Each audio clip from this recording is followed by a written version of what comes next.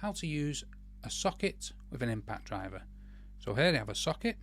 Now if we look at the end, this is just a hex shape. If we enter it into our impact driver by pulling the collar back, pushing it in, it won't stay in place. Now I do recommend, if you've bought an impact driver, chances are if you get a socket set, you're going to be screwing tough materials and bolts and things like that.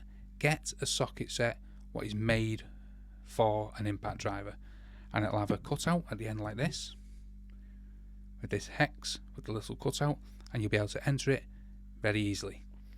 However, if you have a big set and you want to utilize them, what you'd need is a drill bit holder.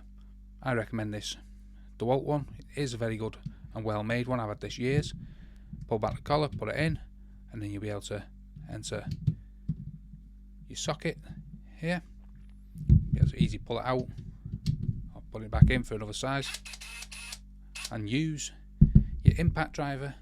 So that's how to use a socket with a DeWALT impact driver.